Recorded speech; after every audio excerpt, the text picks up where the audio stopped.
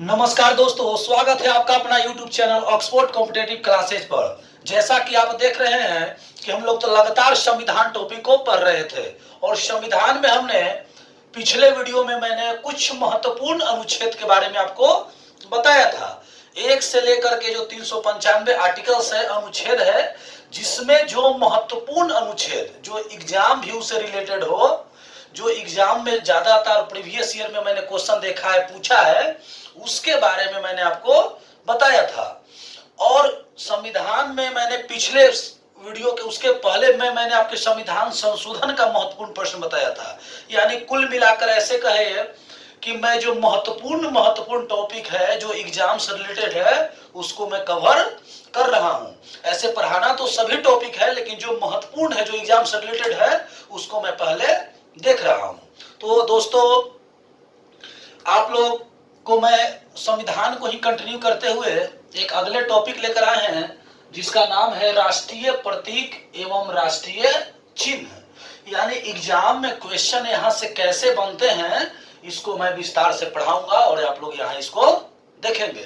तो दोस्तों, आप लोग जितने भी वीडियो मैं अपलोड किया हूं, आप लोग से एक रिक्वेस्ट है कि सभी वीडियो का जितना भी पार्ट है उस सभी वीडियो को आप देखिए, ताकि संविधान का एक निचोड़ मिल सके, आपको बेसिक लेवल से आप संविधान सीख सके। क्योंकि मैं इस वीडियो का नाम ही रखा हूं कि निर्देश दिया हूं आप लोग को कि जो है इस वीडियो को सीखिए, संविधान को सीखिए बेसिक लेवल से, एकदम बेसिक लेवल से, जो आधारभूत है, जो बेसिक है, उससे आप संविधान को सीखिए और जानिए। तो दोस्तों, बढ़ते हैं अपने टॉपिक की ओर। जो संविधान का टॉपिक है राष्ट्रीय प्रतीक एवं राष्ट्रीय चिन्ह। तो देखिए, सबसे पहला जो टॉपिक है आपका, इसमें कह रहा है कि राष्ट्रीय प्रतीक मतलब राष्ट्रीय प्रतीक होता क्या है, इसमें कैसा क्वेश्चन एग्जाम में बन सकता है, उसके बारे में जानेंगे।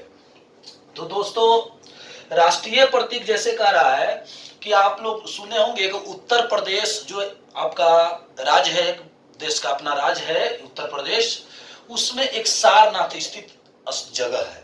उत्तर प्रदेश में सारनाथ स्थित जगह है और सारनाथ स्थित में जो मौर्य वंश के जो अशोक थे, मौर्य वंश के जो अशोक थे, उनका जो स्तंभ है, सिंह स्तंभ है, उसकी अनुकृति की गई है। तो फर्स्ट पॉइंट आपका यहां से यही मिल गया कि जो सारनाथ में जो सिंह स्तंभ है, जो अशोक का सिंह स्तंभ है, उसकी अनुकृति की गई है, वो भारत राष्ट्रीय प्रतीक के रूप में इसको मान्यता दी गई है। तो एग्जाम से व्यू से कैसे इंपॉर्टेंट है, क्वेश्चन ऐसे पूछ सकता है कि बताइए कि अशोक का स्तंभ जो सिंह स्तंभ है वो कहाँ स्थित है।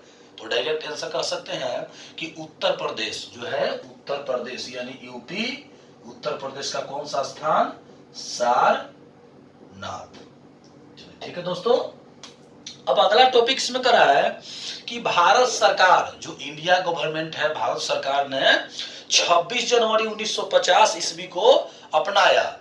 यानी कहने का मतलब है कि जो मौर्य वंश का शासक अशोक था, मौर्य वंश का शासक अशोक, जो अशोक ने, जो अशोक द्वारा ये स्तंभ है अशोक का जो यूपी में सारनाथ में, उस स्तंभ को जो सिंह का स्तंभ है, वो भारत सरकार ने इसको अपनाया कब। तो भारत सरकार ने इसको कब अपनाया, तो मैं बताया हूं कि 26 जनवरी 1950 को। तो क्वेश्चन यही से बन जाता है कि भारत का राष्ट्रीय जो प्रतीक है सिंह स्तंभ, वो कब लिया गया है, तो कब अपनाया गया है, तो 26 जनवरी 1950 को। फिर करा है दोस्तों, करा कि प्रत्येक प्रतीक के नीचे मुंडको उपनिषद में लिखा सूत्र सत्यमेव जयते। कहने का मतलब है कि जो सारनाथ में जो सिंह स्तंभ है उसके नीचे जो लिखा है क्या है, मुंडको उपनिषद में लिखा गया है सत्यमेव जयते, सत्यमेव जयते। चलिए, सत्यमेव जयते। यानी क्वेश्चन एग्जाम में यहां से आ सकता है, मैंने प्रीवियस ईयर का क्वेश्चन देखा है कि जो है सत्यमेव जयते किस उपनिषद से लिया गया है। तो जैसा कि आपने देखा कि उत्तर प्रदेश का सारनाथ जो है सिंह स्तंभ अशोक का जो है स्तंभ है, अपनाया राष्ट्र जो हमारा सरकार ने कब अपनाया, 26 जनवरी 1950 को।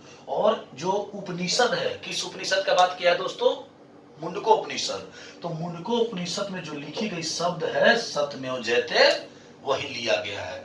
तो क्वेश्चन आएगा एग्जाम में कि सत्यमेव जयते कहाँ से लिया गया है? उपनिषद से, तो मुंडको उपनिषद से। और लिपि कौन सी है? तो हम जानते हैं कि उस समय कौन सी लिपि की चर्चा है। हम लोग कौन लिपि में पढ़ते हैं?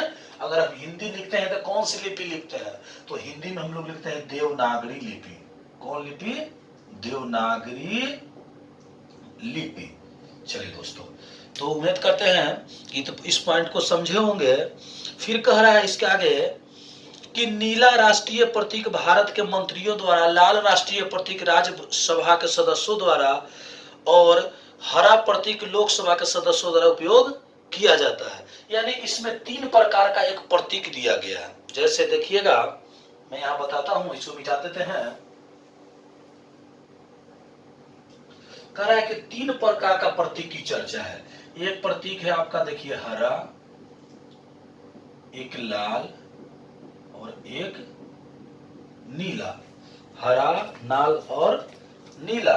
तो कहा है दोस्तों कि शासकीय कार्यों में, यानी जो प्रशासनिक काम है, जो शासकीय कार्य है, उस कार्य में नीला जो है, वो नीला जो है राष्ट्रीय प्रतीक भारत के मंत्री द्वारा, जो भारत के मंत्री है उस मंत्री का जो प्रयोग करते हैं वो किस करते हैं? नीला का। फिर कह रहा है कि इसके बाद जो लाल रंग है, यानी लाल जो रंग है, तो लाल राष्ट्रीय प्रतीक राज्यसभा के सदस्यों का है। राज्यसभा के जो सदस्य होंगे वो कौन सा कलर का होगा? तो लाल रंग का। फिर कह रहा है दोस्तों कि हरा जो राष्ट्रीय प्रतीक होगा वो लोकसभा का होगा। तो मैं यहां लिख दूं लोकसभा, राज्यसभा एवं मंत्री। चलिए, तो जो हरा होगा वो किस सदन से संबंधित होगा? जो हम जानते हैं कि संसद का निम्न सदन कौन होता है? तो लोकसभा। और उच्च सदन राज्यसभा। तो राज्यसभा लाल से, लोकसभा हरा से, और मंत्रीगण की जो चर्चा होगा वो किसमें होगा? मंत्रीगण वो नीला से। तो दोस्तों, हम लोग इस टॉपिक को कंप्लीट किए। जो फर्स्ट टॉपिक था वो राष्ट्रीय प्रतीक। अब बढ़ते हैं नेक्स्ट, राष्ट्रीय ध्वज, यानी हमारा जो झंडा है, फ्लैग है, नेशनल फ्लैग, उसके बारे में हम चर्चा करते हैं।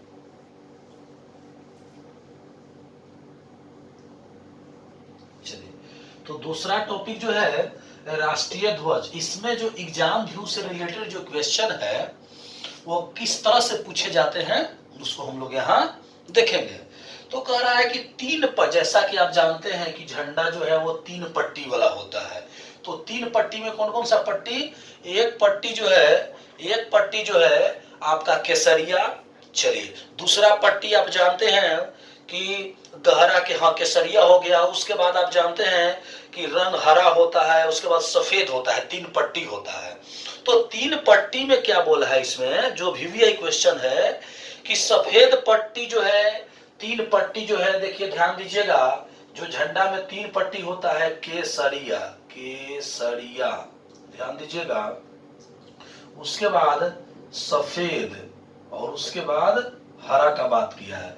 तो दोस्तों, क्वेश्चन ये जरूरी नहीं है कि आपसे रंग पूछेगा कि केसरिया का अर्थ क्या होता है। एग्जाम में क्वेश्चन ऐसे भी डाल सकता है और भाई 4 ऑप्शन आपके रहेंगे। फिर क्वेश्चन दे सकता है कि सफेद जो है उसका क्या प्रतीक होता होगा, सफेद कलर का क्या महत्व है झंडा में देने का, इसका पीछे क्या राज है, क्या कारण है, क्या रीजन है। और हरा कलर जो दिया गया है इसका रीजन क्या है। तो दोस्तों, इसमें क्या दिया गया है, एक आंकड़ा आया है। इसे बोला कि 3 पट्टी वाला तिरंगा जो है गहरा केसरिया ऊपर होता है, आप जानते हैं सबसे ऊपर केसरिया होता है। कह रहा है कि उसके बाद सफेद जो होता है वो बीच में होता है, जैसा कि आप जानते हैं झंडा में सबको पता होगा, उम्मीद करते हैं। उसके बाद कह रहा है कि जो गहरा हरा रंग होता है, हरा में भी कैसा हरा? गहरा हरा, उसमें जो है वो नीचे होता है। आपका झंडा में, फ्लैग में कहां होता है? जो पट्टी होता है वो नीचे होता है। कह रहा है कि सफेद पट्टी के बीच में नीले रंग का चक्र। एक बात पर गौर कीजिएगा कि हम लोग देखते हैं झंडा जो है, उस झंडा में एक ब्लू कलर का, जो नीला कलर का ऐसा पट्टी दिखाई देता होगा, पट्टी, और इसमें 24 तीली होते हैं। कितने तीली होते हैं? यानी ऐसा जो आप पाई देख रहे हैं वो कितना होता है? 24। तो एग्जाम में क्वेश्चन यही से पूछ लिया जाता है कि जो झंडा है वो झंडा के किस भाग में इसको लगाया जाता है, केसरिया, सफेद और हरा में, तो ध्यान दीजिएगा कि ये बीचों बीच होता है। और किस कलर का होता है? तो सफेद कलर में होता है, लेकिन होता है किस कलर का? तो ब्लू, नीला। और जिसके अंतर्गत कितने तीली होते हैं, कितने लाइनिंग होते हैं? तो 24। तो दोस्तों आप लोग देखें कि क्वेश्चन कहीं से भी बना सकता है, अगर कॉन्सेप्ट से नहीं पढ़ा लिखा हो तो प्रॉब्लम आ सकती है। तो केसरिया ऊपर, सफेद बीच में, हरा नीचे, और केसरिया जो सफेद है उसी के बीच में एक पट्टी है, और पट्टी के अंतर्गत कितने हैं लाइनिंग? तो 24 तीली है। अब आगे कह रहा है दोस्तों कि ये जो तीली है ये लिए कहां कैसे? आखिर कहने का मतलब है कि राष्ट्रीय ध्वज जो है, नेशनल फ्लैग, इसको शामिल तो किया गया, तो कहीं ना कहीं आकृति से इसको लिया गया होगा, किसी न किसी स्थान से। तो दोस्तों पिछले क्लास में पिछले क्लास थोड़ा सा पहले मैंने आपको बताया कि ये जो है सारनाथ, जो उत्तर प्रदेश में सारनाथ है, तो वहां जो अशोक का स्तंभ है, जो उत्तर प्रदेश में अशोक का स्तंभ है, वहीं से इस तीली को ली गई है। तो दोस्तों कह रहा है कि हाँ कि चित्तौड़ी तीली इसमें सारनाथ में अशोक के सिंह स्तंभ पर बने चक्र से लिया गया है, यानी कल लिया गया है। तो अशोक जो है, अशोक जो कौन से वंश के थे? तो मौर्य वंश। तो अशोक जो है मौर्य वंश के, इन्हीं का क्या बना हुआ था वहां? सिंह स्तंभ। और जो सिंह स्तंभ एक चक्र था, क्या था? एक चक्र। यही चक्र यहां से उठा दिया गया, कहां पर? हमारा जो है राष्ट्रीय झंडा में। कौन सा पार्ट में है? तो सफेद वाला पट्टी में है। और जो तीली होता है वो किस कलर का चक्र है? तो ब्लू, नीला कलर का होता है। और इसमें कितना होता है? तो 24। चलिए फिर कह रहा है दोस्तों कि ध्वज जो है, ध्वज यानी राष्ट्रीय जो ध्वज है, नेशनल फ्लैग है, हम लोग देखते हैं कि कहीं बड़ा छोटा झंडा फहराया जाता है, कहीं बड़ा झंडा फहराया जाता है। तो कहीं ना कहीं इसका एक अनुपात होता होगा। कहने का मतलब है कि आदमी जितना चाहे उतना बड़ा या छोटा अपने मन से नहीं कर सकता है। उसके लिए कंडीशन है। कंडीशन क्या है कि कोई भी व्यक्ति अगर, या जो झंडा बनाने वाले लोग हैं, उसका एक रेशियो तय करते हैं कि जो झंडा का अनुपात होगा वो 3 और 2 होगा। कहने का मतलब है कि अगर लंबाई अगर 3 लेते हैं तो चौड़ाई कितना लेना पड़ेगा? 2। अगर हम ऐसे इसको कह दें कि 2 और 3, तो 2 और 3 यानी यहाँ चौड़ाई का बात पहले कह दिया और लंबाई का बात बाद में कह दिया। दोस्तों मैं आपको एक बात बता दूं, एग्जाम में सब लोग को याद रहता है लगभग कि झंडा का जो है अनुपात जो होता है वो 3 और 2 होता है। लेकिन एग्जामिनर गलती क्या करता है, क्वेश्चन देखे फंसाता कैसे? देखिए एग्जाम में आप पढ़ के गए हैं कि झंडा जो है उसकी लंबाई और चौड़ाई का अनुपात 3:2 होता है, और वहां क्वेश्चन पलट के देता है कि चौड़ाई अनुपात लंबाई कितना होता है। तो लोग समझते हैं कि 3-2 तो मैंने रटा हुआ है और 3-2 लगा देते हैं, जो गलती है, जो गलत करके आते हैं। ध्यान दीजिए कि चौड़ाई और लंबाई की बात कहे तो 2-3 हो जाएगा, आंकड़ा पलट जाएगा, और लंबाई और चौड़ाई का बात कहे तो 3 और 2 होगा। कहने का मतलब कि कहीं हम अगर 3 मीटर लंबाई लेते हैं झंडा का, तो चौड़ाई हमको कितना लेना पड़ेगा? 2। और अनुपात किससे कहते हैं आप जानते हैं? जितना राशि इतना बढ़ेगा उतने बढ़े। जैसे मैं 0 कर दूं तो कोई फर्क नहीं पड़ता है। अगर 30 मीटर का झंडा लंबाई है तो उसी के अकॉर्डिंग चौड़ाई भी हो जाएगा 20 मीटर। मैं 1 0 और बढ़ा दूं तो 300 मीटर का अगर लंबाई हो जाएगा तो चौड़ाई हो जाएगा 200 मीटर का। क्यों ऐसा कर सकते हैं दोस्तों? क्योंकि हम जानते हैं कि अनुपात में अगर कट जाए तो फिर मान वही आ जाता है 3 और 2। तो दोस्तों यहां से आप एक बात याद कर लें कि जो नेशनल फ्लैग है, राष्ट्रीय झंडा है, उसका अनुपात 3 और 2 के अनुपात में होता है। और पूछे कि चौड़ाई और लंबाई कितना होता है, तो चौड़ाई अगर पहले आए तो 2 और 3। तो ये पॉइंट को दोस्तों वीडियो पॉज करके या स्क्रीनशॉट लेकर के आप इसको रट लीजिए, लिख लीजिएगा कहीं। चलिए फिर कहा है दोस्तों कि इसमें जो है इंपॉर्टेंट जो चीज है, कहा है कि भारत के संविधान सभा ने राष्ट्र ध्वज को, जो भारत का संविधान सभा है, जैसा दोस्तों आप संविधान सभा जानते हैं कि देश में एक कैबिनेट मिशन आया था ये 1946 में, जो भारतीय संविधान का निर्माण करने के लिए संविधान सभा का गठन किया और उसके अंतर्गत हमारे संविधान का निर्माण हुआ संविधान सभा द्वारा। तो कैबिनेट मिशन आया था जो संविधान सभा था, तो संविधान सभा जो है, संविधान सभा इस राष्ट्रीय ध्वज को अपनाया कब कब इसको मान्यता दिया कि हम लोग का राष्ट्रीय ध्वज ये होगा जिसमें केसरिया कलर होगा, हरा होगा, वो सफेद होगा, तिल्ली होगा, उसमें बीच में 24 को आपका उसमें चक्र में तिल्ली होगा। तो ये जो है अपनाया है 22 जुलाई। दोस्तों ये डेट भूलिएगा मत, क्योंकि एग्जाम में क्वेश्चन भी है, मैं लिख देता हूँ भी आई, इसका मतलब आप उम्मीद करते हैं समझ गए होंगे कि किसी भी प्रश्न के ये पीछे आगे अगर लगा दिया जाए तो कितना चर्चा में होता है। तो एग्जाम में क्वेश्चन पूछा है, रिपीट करता है हर वर्ष।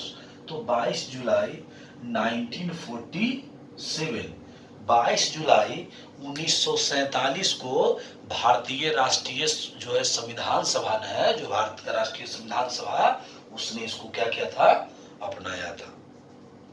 फिर करा दोस्तों कि जो 3 गो कलर मैंने बताया आपको, कौन कलर बताया ध्यान दीजिएगा। एक बताया था केसरिया, दूसरा बताए थे आपको सफेद, और तीसरा हरा। अगर मैं कुछ लिख ना पाऊं बोर्ड पर दोस्तों तो मेरी बात को गौर कीजिएगा, सुनिएगा और उसको कॉपी पर उतारने का प्रयास कीजिएगा, क्योंकि थोड़ा होता है मिस्टेक, लिख नहीं पाए या जो बात बोल दे वो लिखने में कुछ गड़बड़ी हो जाए, तो दोस्तों मेरा बात पर भी गौर कीजिएगा और उस वर्ड को भी पकड़िएगा। तो केसरिया जैसा कि देखा ऊपर का रंग, सफेद बीच वाला रंग, और हरा गहरा हरा, हरा में भी डीप गहरा हरा जो है उसमें हरा। तो कह रहा है दोस्तों कि केसरिया जो है वो किस चीज का प्रतीक है, केसरिया का मतलब क्या होता है। उसके बाद कह रहा है कि सफेद, सफेद का क्यों रंग लिया गया, इसका क्या है अर्थ, और हरा, हरा का क्या अर्थ है। तो दोस्तों नोट कर लीजिएगा, मैं जो बोल रहा हूं कॉपी कलम निकाल लीजिए, इस पॉइंट को नोट कीजिएगा। केसरिया, हरा और सफेद, यानी कहने का मतलब कि ऊपर केसरिया, नीचे हरा और बीच में सफेद। तो दोस्तों कह रहा है कि केसरिया रंग जागृति, शौर्य तथा त्याग का है। जागृति, शौर्य तथा त्याग का प्रतीक है केसरिया। और हरा, सफेद जो है वो सफेद रंग जो है सत्य एवं पवित्रता का है, यानी सफेद का मतलब होता है कि एकदम सत्य है, पवित्र है। और हरा का है दोस्तों, हरा का कहता है कि जीवन समृद्धि, यानी हरा हरियाली है, जीवन की समृद्धि है, समृद्धि का जीवन का विकास है। तो यहाँ से एग्जाम में क्वेश्चन देखने को मिला है दोस्तों कि केसरिया का अर्थ हरा, सफेद। तो इस पॉइंट को भी ध्यान में रखिएगा। आगे देखते हैं दोस्तों, जो पॉइंट नंबर 3 है, कहा कि राष्ट्रगान। राष्ट्रगान, आप लोग सोच रहे होंगे कि राष्ट्रगान में क्या बताने वाले हैं, इसमें बताने वाले ऐसी चीज क्या है। तो दोस्तों देखिएगा कि एग्जाम भी उससे इंपॉर्टेंट है क्यों। राष्ट्रगान, राष्ट्रगान को हम लोग क्या बोलते हैं, नेशनल एंथम, और राष्ट्रगीत को बोलते हैं नेशनल सॉन्ग। तो कह रहा है कि राष्ट्रगान जो है, सबसे पहले हमारा राष्ट्रगान है कौन। बहुत लोगों को मैंने देखा है, पूछा क्वेश्चन की बताइए कि राष्ट्रगान और राष्ट्रगीत में अंतर क्या है, तो लोगों को पता नहीं चलता है कि राष्ट्रगीत कौन है, राष्ट्रगान क्या है, जन गण मन क्या है और वंदे मातरम क्या है। तो दोस्तों आप भी अगर कंफ्यूजन में है तो इस कंफ्यूजन को दूर कीजिए कि राष्ट्रगीत और राष्ट्रगान क्या है। अगर नहीं याद है तो ध्यान दीजिए, वीडियो देखिए, समझ में आ जाएगा। तो कह रहा है कि राष्ट्रगान जो है नेशनल एंथम, इसमें कह रहा है कि रविंद्रनाथ टैगोर, जिसको हम लोग रविंद्रनाथ ठाकुर भी कहते हैं, उनके द्वारा एक रचित है जन गण मन। जन गण मन, जन गण मन, चलिए जन गण मन। अब दोस्तों कह रहा है कि जन गण मन राष्ट्रगान को संविधान ने कब अपनाया, कब माना कि हम लोग का राष्ट्रीय जो गान होगा वो जन गण होगा। और जिसको लिखा किसने था? रविंद्रनाथ टैगोर ने, या रविंद्रनाथ ठाकुर भी इसको कहते हैं। तो जन गण मन लिखा, और कब इसको भारत सरकार मान्यता दी, कब माना कि हम लोग का देश का राष्ट्रीय गान होगा? तो ये देख डेट याद रखिएगा, 24 जनवरी 1950, 1950। 24 जनवरी 1950 को हमारे देश ने, यानी कहने मतलब संविधान सभा ने 24 जनवरी 1950 को भारत को राष्ट्रगान स्वीकार किया। और एक बात यहां ध्यान दीजिएगा कि राष्ट्रगान जो है उसका गाने का एक समय तय किया गया। ऐसा नहीं है कि लोग 1 घंटा में गाए, लोग 15 मिनट में गाए। इसके लिए राष्ट्र जब गान बना है तो किसी को कहने मतलब सम्मानित एक है, और सम्मान करने के लिए कहने का मतलब कि इसका जो रूल है उसको मानना अति आवश्यक है।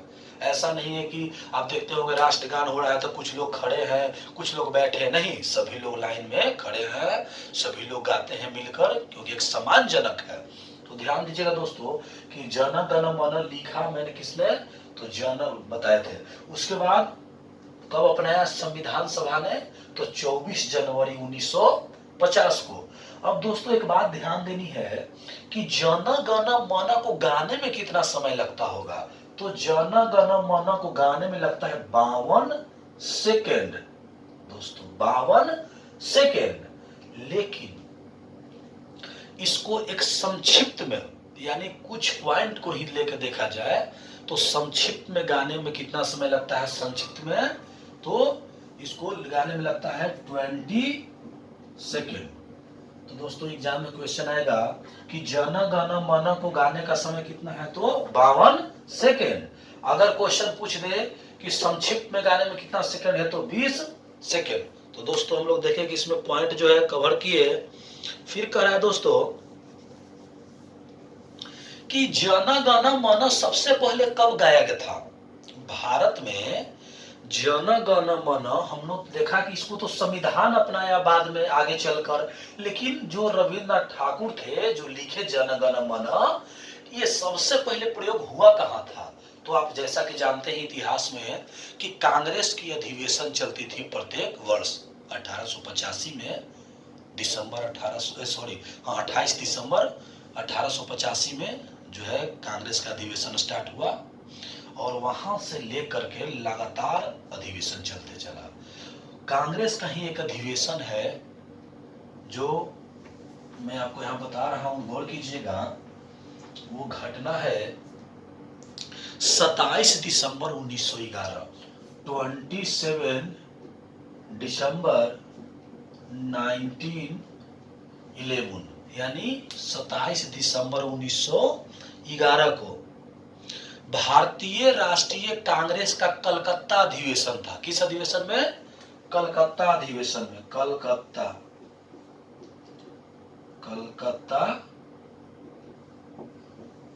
अधिवेशन। तो क्वेश्चन आएगा एग्जाम में दोस्तों कि जन गण मन को किस वर्ष जो है सबसे पहले गाया गया? तो 27 दिसंबर 1911 को। किस अधिवेशन में? तो कलकत्ता अधिवेशन में। चलिए दोस्तों इस बात को याद रखिएगा। एक बात और याद रखिए कि जब कलकत्ता में अधिवेशन हो रहे थे तो इसका स्पीकर कौन था? इसका अध्यक्ष कौन थे? तो अध्यक्ष थे विशन नारायण धर। इस बात को याद रखिएगा दोस्तों, एग्जाम से समझिएगा। विशन नारायण धर।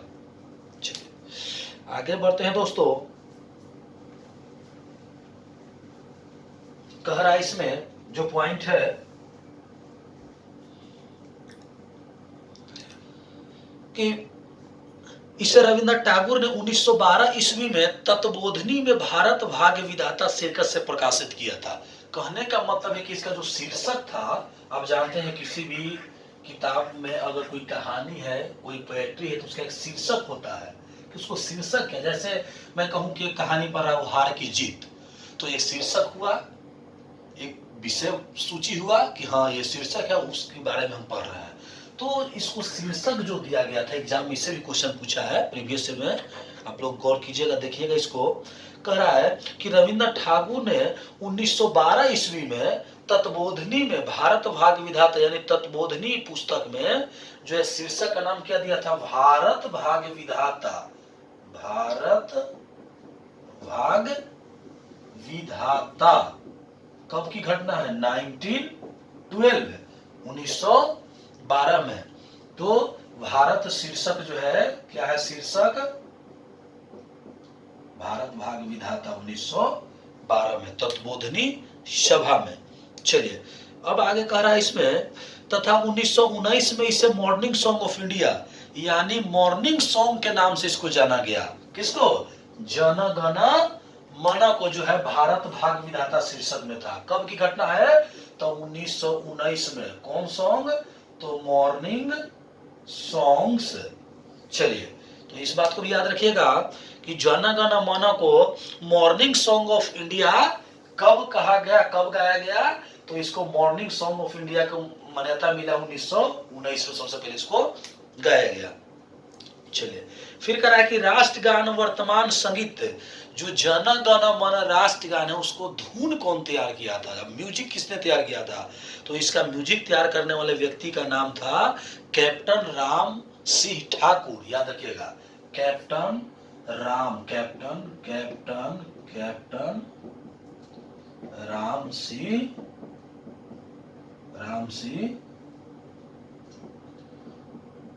ठाकुर। वो थे कौन, तो याद रखिएगा दोस्तों, वो आईएनए के सिपाही थे, इंडियन नेशनल आर्मी के क्या थे, वो सिपाही थे। चलिए अब देखते हैं अगला पॉइंट दोस्तों। राष्ट्रगीत के बाद आता है, सॉरी राष्ट्रगान चल रहा था, राष्ट्रगान के बाद है राष्ट्रगीत। राष्ट्रगीत, राष्ट्रगीत नेशनल सॉन्ग्स। चलिए अब है करा है कि बंकिम चंद्र चटर्जी, जैसे पिछले आपने देखा कि राष्ट्रगान जो है रविन्द्रनाथ टैगोर, तो राष्ट्रगीत जो है बंकिम चंद्र चटर्जी द्वारा उपन्यास है एक आनंद मठ। कौन मठ, आनंद मठ। ध्यान दीजिएगा, आनंद मठ जो है, आनंद मठ। चलिए तो पहले मैं लिख दूं कि राष्ट्रगीत है कौन, तो वंदे मातरम, वंदे मातरम। तो वंदे मातरम जो है राष्ट्रगीत, वो बंकिम चंद्र चटर्जी के उपन्यास आनंद मठ से लिया गया है। चलिए दोस्तों, आनंद मठ से लिया गया है। और किसने इसको लिखा है, तो बता दिए आपको कि चटर्जी ने। मैं सिर्फ बंकिम चंद्र चटर्जी, सिर्फ बीसीसी का सिर्फ बंकिम चंद्र चटर्जी। चलिए फिर करा दोस्तों कि इसको संविधान ने कब अपनाया, तो 26 जनवरी 1950, 26 जनवरी 1950 को हम लोग जो है राष्ट्रगीत जो है वंदे मातरम बंकिम चंद्र चटर्जी द्वारा लिखा गया आनंद मठ पुस्तक में, तो इसको अपनाया सरकार ने, संविधान सभा ने कब, 26 जनवरी 1950 को। फिर करा दोस्तों आगे कि इसको सबसे पहले कब गाया गया था, तो इसको गाया गया था 1896 में। एक अधिवेशन हो रहा था 1896 में जो कांग्रेस का, और ये अधिवेशन जो है इसकी अध्यक्षता किए थे रहीमतुल्ला सयानी। ध्यान रखिएगा, रहीमतुल्ला सयानी, रहीमतुल्ला सयानी। चलिए कलकत्ता अधिवेशन, रहीमतुल्ला सयानी। अब आगे कह रहा है दोस्तों इसमें कि इस गीत को गाने में कितना समय लगता है, और किसी भी व्यक्ति को राष्ट्रगीत गाने के लिए बाध्य नहीं किया सकता है। यानी किसी का मन नहीं है तो आप बाध्य नहीं कर सकते हैं गाने के लिए कि आप राष्ट्रगीत गाइए।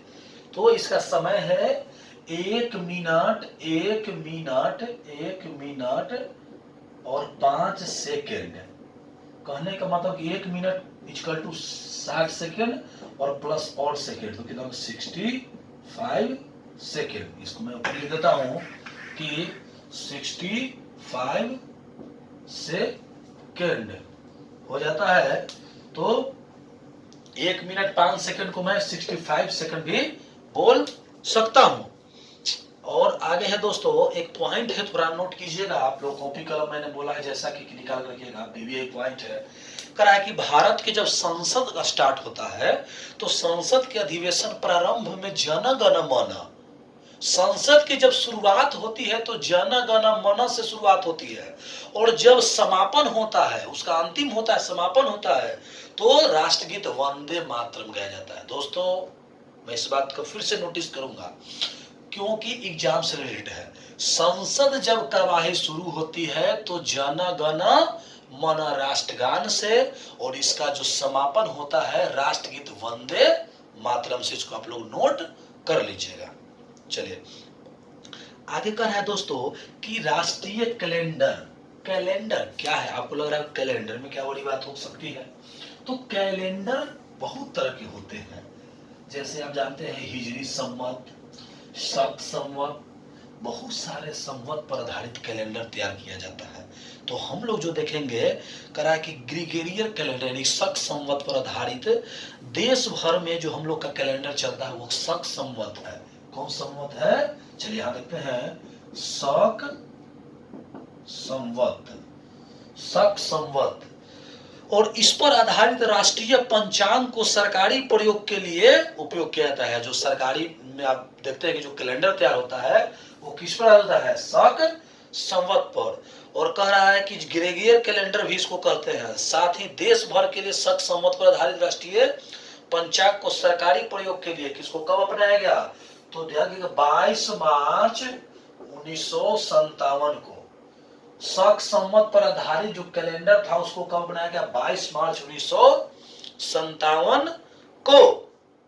फिर करा है दोस्तों कि इसका पहला महीना चैत होता है। जो हम जिस कैलेंडर का हम लोग प्रयोग करते हैं इसका पहला और अंतिम महीना याद रखिएगा। तो पहला महीना होता है चैत और अंतिम महीना होता है फाल्गुन यानी फागुन कहते हैं। तो जैसे आप हिंदी में कहते हैं सॉरी आप लोग जानते हैं कि जनवरी फरवरी या जनवरी फरवरी मार्च अप्रैल दिसंबर होता है, तो उसी तरह से ये शक संवत आधारित के तहत महीना जो होता है वो प्रथम महीना को होता है चैत। चैत से गिरा जाता है, चैत वैशाख जेठ आषाढ़ सावन भादो इस तरह से होता है, और लास्ट होता है फाल्गुन पर खत्म होता है। यानी ऐसे कह सकते हैं कि फाल्गुन और चैत ये दोनों स्टार्टिंग पॉइंट और लास्ट पॉइंट है। चलिए फिर करा है दोस्तों इसमें कि असमानतः वर्ष में 21 मार्च को एवं लिपि में 22 मार्च को होता है। यानी समान वर्ष में जो होता है ना ये 21 मार्च हो जाता है, 21 मार्च, और जब लीप वर्ष होगा तो ये 22 मार्च, ये स्टार्टिंग है इसका। चलिए आगे कह रहा है कि हाँ राष्ट्रीय कैलेंडर हमने देख लिया दोस्तों। अब कुछ पॉइंट है जो 2-4 मिनट और है, ज्यादा नहीं है, और पॉइंट है 2-4 वो नोट कर लीजिएगा दोस्तों, जो एग्जाम व्यू से इंपॉर्टेंट है। नोट पॉइंट 4 मैंने गौर किया। अब कह रहा है दोस्तों कि पॉइंट नंबर 1 जो है भारत का राष्ट्रीय पुष्प कमल, उसको क्या नाम है? जिसे आप जानते हैं कि एक साइंटिस्ट नेम होता है, साइंटिस्ट नेम होता है। जैसे आप मानव का नाम जानते हैं तो मानव को बोलते हैं कि होमो सैपियंस है, उसी तरह हर चीज का नाम होता है, साइंटिस्ट नाम होता है। तो भारत का राष्ट्रीय पुष्प कमल का जो नाम है वो नेलम्बो न्यूसिफेरा। याद रखिए दोस्तों, मेरे बात को रिपीट करके पढ़िएगा, नेलम्बो न्यूसिफेरा गार्डन। दूसरा है दोस्तों भारत का राष्ट्रीय पक्षी कौन है? आप लोग जानते हैं मोर।